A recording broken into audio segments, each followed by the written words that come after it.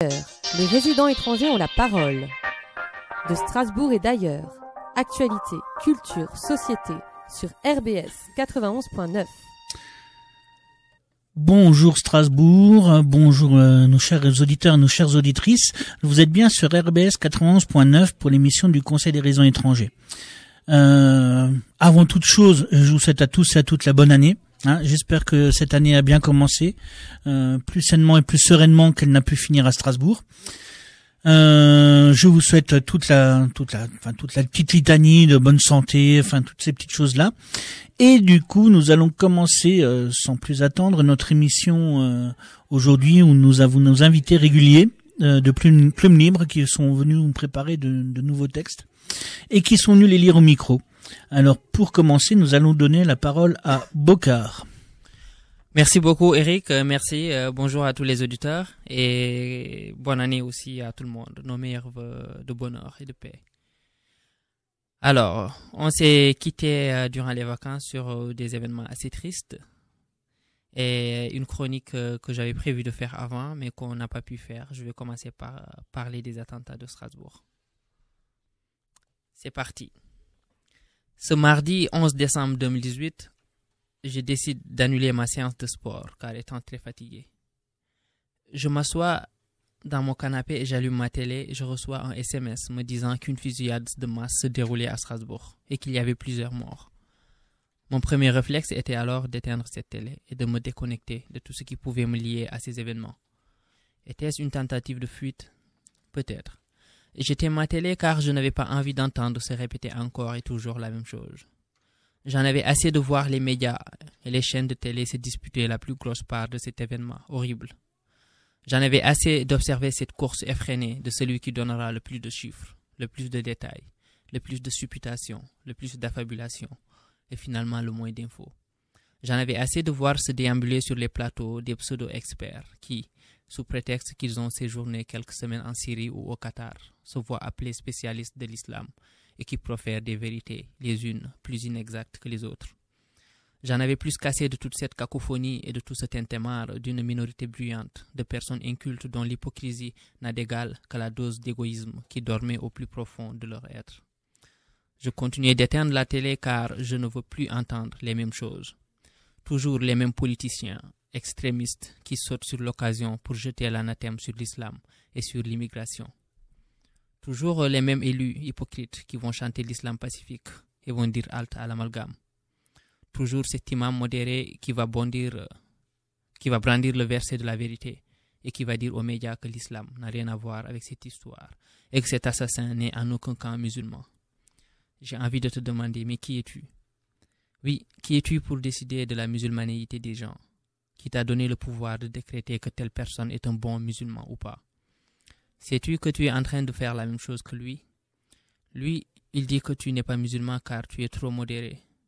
Et toi, tu trouves qu'il n'en est pas un car tu es trop extrême.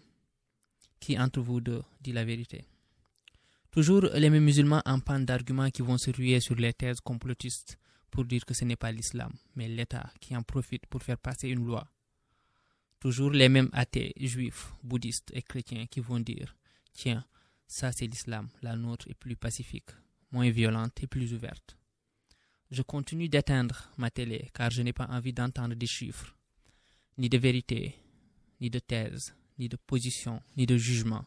J'ai juste envie de respecter les victimes et d'avoir mal en silence. La nuit, vers 4 heures du matin, je vois que ma rue est remplie de flics. Ils fouillent l'immeuble en face de chez moi. Je me dis donc que le présumé coupable habite peut-être mon quartier. Le lendemain, je ne sais pas s'il est encore capturé ou pas. J'imagine que non, car je vois cette peur qui habite tout le monde. Dans la rue, tout le monde est sur ses gardes. Au moindre bruit, on saute et on est prêt à courir. Je ne connais toujours pas le bilan non plus.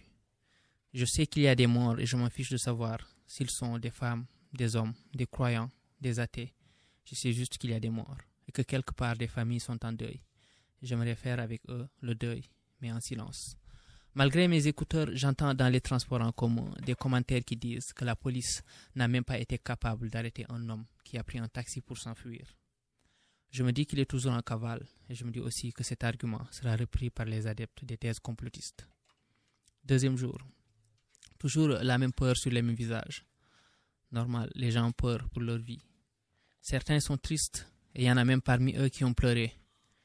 Je me demande s'ils pleurent pour les victimes ou s'ils s'imaginent à leur place. J'ai plusieurs fois entendu la phrase « ça pouvait tomber sur moi ». Je mesure de plus en plus l'égoïsme des gens. Chacun essayant de raconter l'histoire de telle sorte qu'il ou elle joue un rôle important dans cet épisode sinistre. L'assassin habitait 2 rues. Après la rue où habitait mon ex. Ah merde, tu as de la chance alors, ça aurait pu tomber sur toi si c'était à une autre époque. Le soir du 2e jour, je reçois des SMS de joie me disant que l'assassin a été abattu. J'étais surpris par les cris de joie. Pourtant, il y a 2 jours, on pleurait car on n'aimait pas qu'il y ait des morts. Aujourd'hui, on est content car un homme vient d'être abattu. On est contre la peine de mort, mais pas pour cet homme. Comment se fait-il? La vérité, c'est qu'on s'en fiche pas mal de victimes. On pleurait peut-être parce qu'on aurait pu en faire partie. Les policiers, eux, qui étaient il y a quelques semaines des bonariens, sont devenus des héros. Ils sont nos protecteurs. C'est fou comme on aime la mort. Je n'y comprends plus rien. Je vais me taire et rendre hommage aux 12 victimes. Pascal, Anoupong, Kamal, Antonio, Bartho Pedro, Jérémy, Damien, Lola, Jeanne, l'étudiant, le peintre, la femme de Colmar, le soldat de patrouille, et enfin une victime qui ne mérite pas mon hommage, Chérif Chekat. Voici comment j'ai vécu les attentats de Strasbourg. J'aimerais aussi savoir comment tu les as vécus. Est-ce que cette question se pose à moi ou à comment on a vécu les attentats? Bah pour le coup, je l'ai aussi bien vécu que toi, c'est-à-dire que je l'ai pas bien vécu. Et donc je vais lui lire un petit texte très court. Donc voilà. Et après, Eric, tu nous diras comment tu les as vécus, bien sûr. Mm-hmm. La fête est flinguée. Un meurtrier court dans les rues, tandis que vos sourires n'expriment que le malaise. Moi je devrais sourire, mais la vérité c'est que je vous emmerde. Laissez-moi seul dans le noir, écouter ma musique triste. Ce n'est pas mon premier attentat, je vous laisse à votre chenille. C'est pas le jour, ne comptez pas sur moi, pour avoir un bon mot. J'ai besoin du silence. Je ne veux pas éponger toutes vos émotions. Je veux pas rester confiné en écoutant vos égos narcisses. D'où vient le danger? Peut-être là, on ne s'y attend pas. Voilà, à toi Eric. Ouais, mais moi j'ai pas écrit de texte, donc du coup j'ai improvisé. Moi, la façon dont j'ai vécu les choses, j'étais venu, on avait terminé une réunion avec des amis, on parlait de politique justement, on parlait de gilets jaunes, de comment les choses évoluent en France, et je me suis retrouvé dans un tram qui était coincé et qui s'est arrêté rue du Faubourg National, sans explication. On nous a dit que tout le monde devait débarquer, il fallait qu'on se débrouille. Première question qui se posait, c'est putain, comment je vais rentrer chez moi? Ensuite, au fur et à mesure dans le bus, les gens, on allait sur un bus pour rentrer. Les gens commençaient à regarder sur Internet un fou qui tire au centre-ville. Alors deuxième réflexion après la colère et l'incompréhension. Merde, j'ai des amis qui habitent au centre-ville. Du coup, prendre des nouvelles de ces personnes qui sont là, famille, enfants, tout le monde va bien. Apparemment, les enfants dormaient déjà, donc du coup, ça va encore mieux pour les enfants. Et après, en fait, la suite qui s'est passée, c'est au fur et à mesure des jours, de pas avoir peur, ne pas. J'avais même envie de faire comme tous les Parisiens qui, le lendemain des attentats, par bravade, se sont installés sur une terrasse pour dire j'ai pas peur. Mais en fait, j'ai pas forcément ressenti la nécessité de montrer que j'avais pas peur. Je me suis dit bon, faut que ça continue comme ça avait commencé. Hein. Par contre, ce qui a beaucoup changé, c'est que parmi les victimes, effectivement, tu parlais de Bartonileski, que tout le monde appelait à Strasbourg appelait Bartek, et en fait, c'est un ami de longue date. Et pour moi, Bartek, j'ai pas cru sur le moment parce que pour moi, c'était vraiment la dernière personne qui devait mourir comme ça. C'est j'allais dire absolument le contraire de ce que c'était, de ce que c'est un terroriste. Alors je parlerai pas de la personne là parce qu'à mon sens c'est pas un terroriste. D'après ce que j'ai pu en lire, d'après ce que j'ai pu en analyser, d'après ce que j'ai pu en comprendre, c'est pas du tout un terroriste. C'est pas organisé. C'est plus un moment de pétage de plomb. Un homme qui a vraiment pété un plomb, qui a tué d'autres personnes. Mais il y avait pas d'objectif, il y avait pas d'idée, il y avait certainement pas d'idée religieuse. Ça ressemble plus à un meurtre de masse en fait, un mass murder. Mais ça c'est mon analyse personnelle et donc du coup enfin là, toutes ces récupérations politiques, idéologiques et compagnie, de toute façon, je suis absolument contre. Et quand je parle de récupération, c'est autant Daesh qui a dit que c'est un attentat terroriste, que les hommes politiques en ont profité pour dire plus de sécurité, plus de ceci, plus de cela, quoi. Et donc du coup, pour moi, à mon sens, ça a été vraiment de la récupération et au final, ça a été une vraie leçon aussi parce que Bartek, dont on parle, c'était quelqu'un qui était vraiment militant, qui était toujours ouvert aux autres, qui malgré ses 35 ans avait déjà réussi à faire plein de choses parce qu'il s'est jamais arrêté, il a jamais procrastiné, il a jamais fait toutes ces choses-là. Et je me dis que heureusement qu'il en a profité à ce point-là. Heureusement qu'il en a profité à ce point-là et que du coup, c'est peut-être aussi un truc à nous, ne pas perdre de temps, continuer à avancer malgré tout, même s'il a pas pu, même si on aurait bien aimé qu'il soit encore là, qu'il mette en place tous ces projets, qu'il mette en place toutes ces choses-là. Je me dis heureusement qu'il en a vraiment profité, voilà. Et que du coup, ma conclusion, c'est qu'on en profite tous. Merci beaucoup en tout cas pour le témoignage dont tu nous fais preuve. Oui, merci d'avoir partagé ça avec nous. Du coup, je reviens juste 2 minutes sur le texte de Geoffrey. Tu nous dis dedans que c'est pas ton premier attentat. Du coup, est-ce que tu aurais quelque chose d'autre à partager là-dessus ? Voilà, je sais pas si j'ai pas de chance ou quoi, mais j'étais à Paris aussi pendant les attentats et puis en Turquie aussi pendant les attentats à Beşiktaş. Et donc c'est vrai que comment dire, on s'habitue jamais, mais c'est vrai qu'on est après l'avoir vécu plusieurs fois, on est dans une forme de distance aussi et on a un recul et un sang-froid, je pense, qu'on n'a pas en le vivant une seule fois. Et j'ai écrit un petit texte aussi le lendemain des attentats de Paris, donc je vais vous le lire. La France a mal, Paris n'a jamais si bien porté son spleen. Une haine insidieuse se glisse en moi, alors je transfère ma colère dans ces mots, car ma rage, je ne veux pas la modérer, je ne veux pas la mélanger à l'empathie, je veux la cristalliser. Mais la tristesse est venue m'émouvoir pendant que je m'indignais. J'aurais pu être un de ceux dînant en petit Cambodge, moi qui avais ce rendez-vous le lendemain midi. J'aurais pu être l'un de ceux gisant au Parc des Princes, alors je pense à eux dans le silence de mes rêves. J'ai créé une réalité alternative où j'ai sauvé chacun d'entre eux, le réveil n'en fut que plus terrible. Car la violence n'a de mesure que la folie des kamikazes, des êtres suicidés qui de leur vie se savaient déjà morts. La guerre insidieuse et moderne. On s'habituait à la paix comme un confort, comme un luxe, depuis des décennies. L'ennemi a miné un visage auquel on ne saurait prêter des traits. Nous sommes en deuil, notre orgueil l'est tout autant. Les plaies recouvertes de plaies, nos larmes sont intérieures, les yeux sont secs, abasourdis, sous le choc, sous la claque, sous la barbarie qui m'échappait alors. La plaie n'est pas encore cicatrisée et déjà je veux enlever la croûte. C'est comme un goût de métal dans la bouche, comme la trace d'une odeur de soufre. Le ciel est gris comme à son habitude. Aujourd'hui la pluie est légitime. Un avant, un après. La ville lumière, le symbole est fort. Frappé 2 fois. J'espère que le dicton se trompe. Les rues le lendemain étaient quasiment vides. Que dire là aucun mot n'est à la mesure. Alors j'irai me taire d'être fatigué. Très joli texte, Geoffrey. Merci. Du coup, oui, de ce que j'ai pu entendre dans vos derniers textes sur les attentats, c'est vrai qu'on voit beaucoup ce paradoxe-là entre l'idée de, y en a qui font la fête pour oublier, il y en a qui ramènent tout à moi, comment je l'ai vécu, ça aurait pu être moi, etc. Il y en a d'autres qui sont, parmi les familles des victimes, donc qui souffrent énormément. Et du coup, ce paradoxe-là, ça me fait penser à toi, Bokar, et à ce que tu nous as raconté sur ton Noël à ton travail. Donc, si tu veux continuer là-dessus. Avec plaisir, je partage ma soirée de Noël. Je pense qu'Éric, ça va bien te parler en tant qu'éducateur spécialisé. Alors, ce vendredi, c'était notre fête de Noël. Oui, contrairement à tout le monde, nous, on fête Noël le 21 décembre 2018. Nous sommes un foyer d'action éducative où sont accueillies des jeunes filles placées. Pour des raisons multiples, elles ne sont pas avec leur famille. Et elles vivent avec nous tous les jours, du matin au soir. Le 25 décembre, nous fêterons Noël avec nos vraies familles. Mais pour elles, nous choisirons une autre date. Et ce Noël avant l'heure. Le contexte de Noël. Chez nous, le jour de Noël, une jeune fille s'est levée le matin et s'est dirigée dans la chambre d'une autre. Elle s'est jetée sur elle et l'a étranglée violemment. Heureusement que d'autres filles ont accouru pour les séparer. On ne s'imagine pas ce qui aurait pu se passer. J'ai pensé que cet acte n'était pas comme les autres, scènes de violence. À midi, à table, j'ai attendu que tout le monde parte pour lui parler. C'est déjà beaucoup qu'elle accepte de rester après le repas.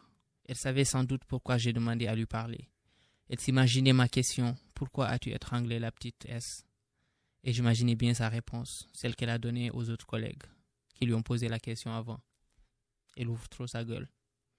Il me semblait plus opportun de lui poser la question autrement. Je lui demande donc, non pas pourquoi elle avait fait ça, mais comment elle se sentait aujourd'hui. Je lui dis qu'elle m'avait l'air triste et que cela m'attristait beaucoup. Mon père ne veut même pas de moi pour Noël, lance-t-elle, la tête baissée et la tristesse inondant son visage angélique. Tu penses qu'il ne veut pas ou bien qu'il ne peut pas? Cette question, je l'ai posée sans trop de conviction. Je revoyais encore le SMS de son père qui disait sèchement « Bonsoir, c'est le papa de C.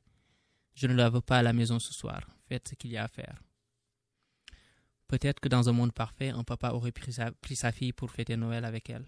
Il lui aurait donné des cadeaux et surtout beaucoup d'affection. Et dans le cas où il ne pourrait pas le faire, pour une raison ou une autre, il aurait appelé pour lui expliquer de vive voix et s'excuser. Mais dans ce monde loin d'être parfait, on va se contenter de ces SMS. Plus tard, en fin d'après-midi, je n'ai pu m'empêcher d'être émerveillé, voyant les deux jeunes se faire des câlins, alors que quelques heures avant, l'une a failli tuer l'autre. Quel paradoxe. Noël avant l'heure. Nous sommes au soir de Noël. La présidente de l'association, malgré son calendrier très chargé, a fait le déplacement pour fêter avec les jeunes.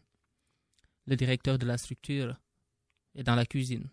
Comme un bon père de famille, il essuie les assiettes, lavées par notre collègue. Ils sont aidés par le cuisinier et quelques surveillants de nuit.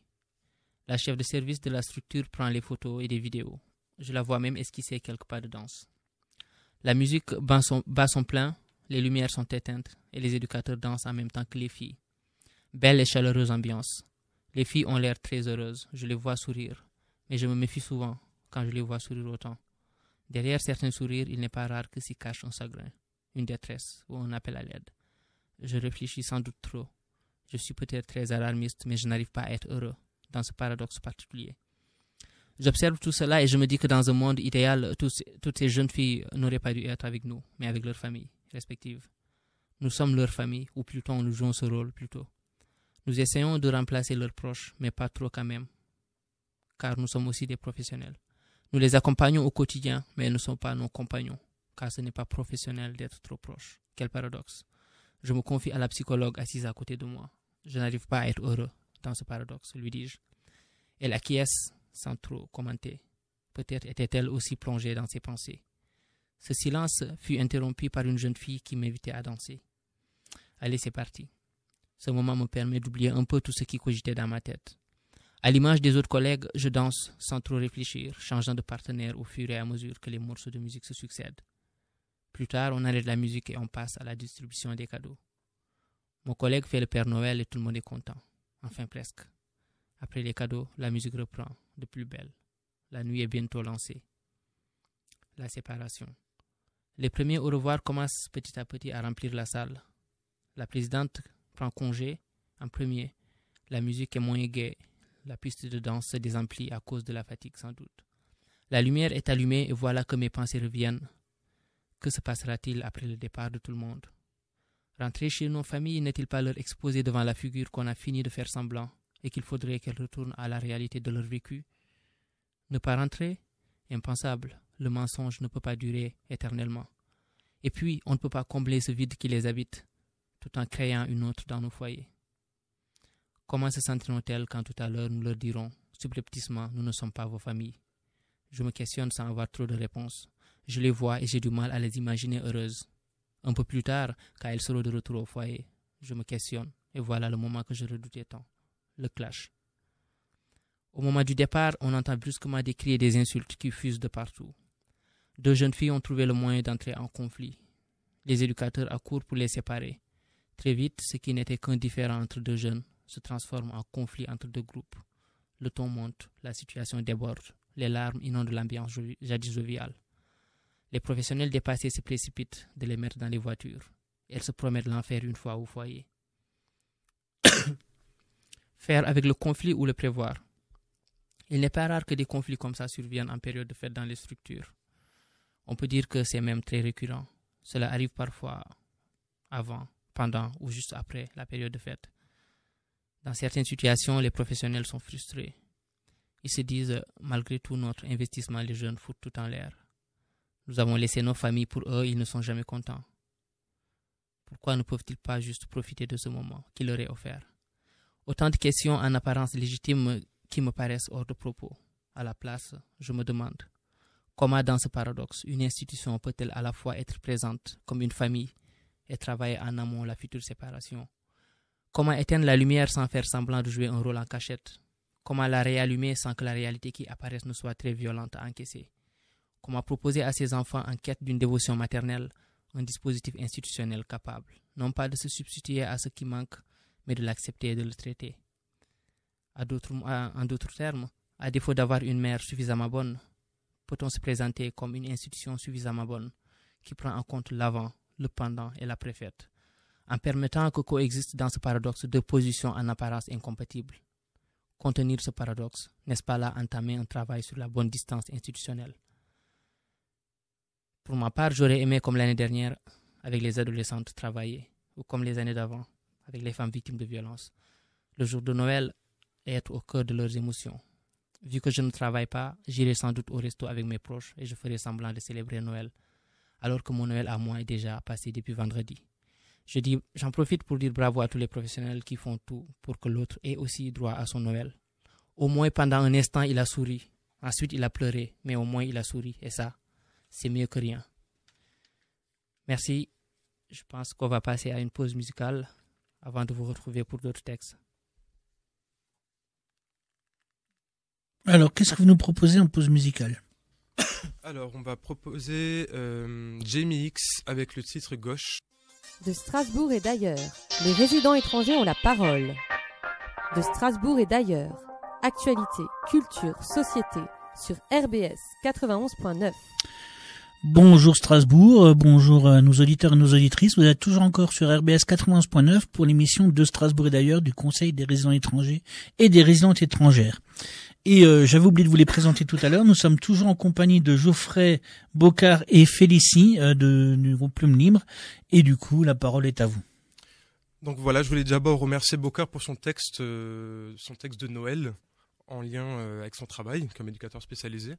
Et j'aimerais poser la question à Félicie, si tu pouvais nous donner quelques mots ou quelques phrases sur ce que tu peux vivre aussi au quotidien dans ton travail. Oui, alors je vais vous lire un texte qui est un peu une photographie de mon quotidien au travail. Loupiote au feu de bois. Une pièce qui fait office de maison, un squat entre 4 cloisons. Ça grouille de femmes, d'enfants, qui espèrent être là seulement pour un temps. Les enfants rient, jouent, crient. Ils vivent un après-midi sans souci. Les mamans, épuisées, préfèrent rester allongées. Une lueur d'espoir, une loupiote dans un quotidien souvent bien noir. Les gens cuisinent, mangent, nettoient. C'est presque comme s'ils avaient un toit. Mais être tous ensemble comme ça, entassés, il y a de quoi être énervé. Les nerfs lâchent parfois, de colère, de fatigue ou de peur. Ça s'exprime toujours par les pleurs. Une pièce, une ambiance, un quotidien. Il fait quand même chaud dans ce petit coin. Les femmes s'entraident, on cuisine tous réunis pour offrir un goûter aux plus petits. Il s'en passe des choses à travers ses regards, l'appel d'un repas, d'une douche chaude, tel un phare dans une épreuve de vie. Tellement de reconnaissance de la part de personnes qui ne sont après tout que des connaissances. Les hommes essaient de rester forts, mais c'est comme ça la rue, ça te prend au corps. Loin d'être un endroit morose, il est plein de vie, même si elle n'est pas toujours rose. Dessins d'enfants, cacao et petits gâteaux entourent ces âmes qui sentent le feu de bois. Souvenir d'un campement sans toit, à moins que ce ne soit le feu de leur cœur qui brûle et qui fait fondre les nôtres. Merci Félicie pour ce très très beau texte. Et nous pensons à ces gens aussi qui luttent au quotidien, ces gens dont tu parles. Je pense qu'on en rencontre beaucoup dans nos travails, dans nos boulots. Geoffrey, tu peux nous en dire sur une de tes rencontres? Oui, alors moi j'aimerais rendre hommage à quelqu'un. Là on parlait du combat ordinaire qu'on peut vivre dans le travail social. Et donc j'aimerais rendre hommage à une personne qui s'appelle Édouard, avec qui j'ai vécu en foyer en tant qu'éducateur pendant 1 an. Donc voilà, ça commence comme ça. Édouard est le doyen de la maison. Débarqué de Centrafrique car sa terre natale ne pouvait le guérir. Dès lors depuis 1 an en quête d'un pied-à-terre solide. Édouard ou l'homme qui n'a jamais vu la mer, qui ne s'est jamais ressourcé là où naissent les vagues. Édouard, c'est une faille. C'est celui qui ne se cache plus pour pleurer. C'est celui qui dit tout va bien alors même que les larmes coulent et tracent leur sillon. C'est celui que je vous vois, même s'il m'accordait le droit de le tutoyer. Mais c'est plus fort que moi, il n'y a que le vous à la hauteur de mon respect. Édouard, c'est une multiplicité de drames. De la séparation forcée, par sa santé fragile, à quitter sa famille, ou la guerre fait rage, de Bangui à Cabo. Édouard, ce sont ses dialyses, 3 fois la semaine à leur une de ses structures. Édouard, l'homme de foi qui ne côtoie le fatalisme qu'afin de le repousser. Édouard est un optimiste, quelque part il ne lui reste que cela. Édouard me dépasse de loin, je me sens petit par l'ensemble des sujets que je ne peux aborder. Sans provoquer une peine de plus dans son cœur, une piqûre de rappel dont il est tout sauf nécessaire. Son dilemme est le suivant. C'est un homme qui a besoin de rêver et de rire alors qu'il provoque la peine. Il est atteint d'une maladie dont je tairai le nom, car la souffrance n'a nul besoin de titre. Celui qui a besoin de rire, alors ramenez-moi l'homme le plus drôle de ce pays, car moi, je ne me sens pas l'étoffe. Édouard, c'est le grand-père maternel de notre famille. Édouard, c'est un air de jazz, où de sa chambre on entend parfois passer un morceau de Maître Gims. Édouard, c'est la pile de bandes dessinées, comme un tapis aux abords de son lit, comme une forteresse. En cela, je lui ressemble. Quoi qu'il arrivera, la lecture permettra l'évasion, dans les cases et les bulles. Édouard, c'est la pudeur, une constance dans sa posture digne et fragile. Édouard, c'est une garde partagée entre 2 huis clos, entre l'hôpital et le foyer. Édouard, c'est finalement l'espoir, celui écrit en majuscule, alors même que les ténèbres s'étendent et l'encerclent. C'est le combat entre l'obscurité et la lumière. Édouard, c'est la résistance passive. Si l'on approche l'oreille, on peut l'entendre dire « Que la mort vienne me chercher, je ne la laisserai pas faire. Qu'elle approche l'immensité de la vie, qu'elle se satisfasse de cela, car pour le moment, je ne donnerai rien de plus. » Merci beaucoup pour ce texte très très touchant, Geoffrey. Nous allons passer à une pause musicale et on vous propose Troubleman. De Strasbourg et d'ailleurs, les résidents étrangers ont la parole. De Strasbourg et d'ailleurs, actualité, culture, société, sur RBS 91.9. Bonjour à nos auditeurs et nos auditrices. Vous êtes toujours encore sur RBS 91.9 pour l'émission de Strasbourg et d'ailleurs du Conseil des résidents étrangers avec nos invités réguliers de Plume Libre qu'on va quand même présenter encore. Quand même, c'est Geoffrey, Bocard et Félicie. La parole est à vous. Merci beaucoup. Je reviens sur le texte de Geoffrey tout de suite, tout à l'heure, parlant d'Édouard qui dit tout va bien, même si ça va pas. Je pense que la plupart des personnes disent oui, ça va, parce que ils pensent que la question qu'on leur pose en leur disant ça va, c'est juste une salutation, mais c'est pas de savoir est-ce que tout va bien. Et que en réalité, on demande plus comment ça va en partant du fait que ça va, parce qu'on n'a pas envie qu'on nous réponde non, ça va pas. On a toujours envie qu'on dise oui, ça va, parce que c'est un prélude d'une discussion. C'est plus comment ça va pour savoir comment les gens se sentent. Et moi, je me fais personnellement une petite résolution de non seulement d'essayer de répondre à cette question de la façon la plus honnête, c'est-à-dire quand tu ne vas pas bien, de dire à tes proches non, je vais pas bien, et aussi de poser la question ça va, et en le posant, en disant à la personne, je te demande vraiment comment tu vas. Et je pense que là, la société a fait tout va vite. On est dans une société d'hyperconsommation du temps, tout va vite, et il faut peut-être parfois prendre le temps de se poser. Parce que tout va vite, n'est-ce pas Félicie? Oui, tout de suite. On te demande l'immédiat, tout le temps. On veut maîtriser le temps en temps et en heure. Tu dois répondre et vite, le je ne sais pas est interdit. Tu dis oui ou non avant même de réfléchir à comment l'écrire. Des réponses rapides pour une vie longue mais bien remplie, parce qu'il faut gagner du temps comme du vide en plus à remplir, ou plutôt à combler. Le temps, ça se gagne, mais c'est comme au casino, toujours plus, toujours plus. Tu commandes un livre sur Internet plutôt que de flâner en librairie, ça te laissera plus de temps. Pas pour le lire, mais pour courir au lieu de marcher. Oui, on préfère la trottinette en ce moment. Même nos corps sont trop lents par rapport aux exigences de la société. La vie maintenant doit être en 5 ou 6 dimensions. Tu vois, moi j'écris, en même temps je t'écoute parler et je réponds à un message. Je dois être joignable, responsable, organisé, posé. La peur du vide est bien présente dans ta vie, et l'excès est là pour que tu oublies cette peur. J'ai plus le temps de penser, juste penser. Je vais peut-être devoir l'inclure dans mon emploi du temps. Allez, 3 minutes pour penser le soir, entre un coup de téléphone, un message et un chapitre de mon livre. Et toi, tu penses quand? Merci Félicie pour ce petit texte. Alors, on parlait de résolution tout à l'heure. Moi, mes résolutions, elle est simple. L'année dernière, j'ai pas pu partir et je trouve que je suis un petit peu, un petit peu trop sédentaire en ce moment. Donc, ma résolution, elle est simple. J'aimerais réapprendre à flâner. Et moi, quand je flâne, c'est que je suis en voyage. Sur l'étendue de cette ville qui ne m'a pas vu naître, de ce microcosme sur lequel je me suis greffé, de toutes ces promesses qui m'ont vu un temps renaître, arpentant les avenues interminables de mes démarches, les boulevards où je flâne là où il fait bon vivre, où je pose mes yeux de caméraman sur ces instants précieux. Alors mes pas se perdent. Parfois je retourne sur les pas de ces premières fois. Je ne me revendique de nulle part. À chaque nouvelle ville, j'accède à une autre partie de moi-même. Avant de la quitter, je lui fais mes adieux, alors qu'elle me cache encore bien des mystères. Les murs tagués de Montréal, ces fresques monumentales, cette constance d'habiller la rue de tous ses arrondissements, au son de la bombe et de son clic, de sa décharge de couleurs sur le gris des briques. Montréal, la ville de mon indépendance, où j'ai échoué, moi qui étais venu sans but. J'ai vécu ce que j'attendais d'elle, pas plus, pas moins. Au sommet du Mont-Royal, je me suis promis de revenir, observant l'horizon, cette ligne infinie, réfléchissant à ce que me laissera cette aventure.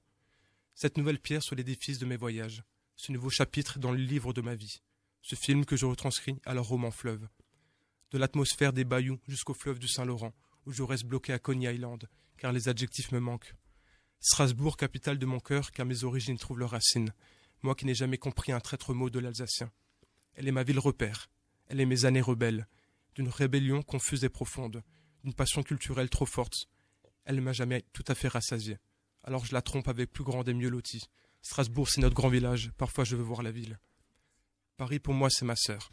C'est nos parcours de la périphérie jusqu'aux entrailles. C'est le marché aux puces de Saint-Ouen jusqu'à me trouver hors temporalité. La goutte d'or glissa le long du château rouge, percé dans son Sacré-Cœur.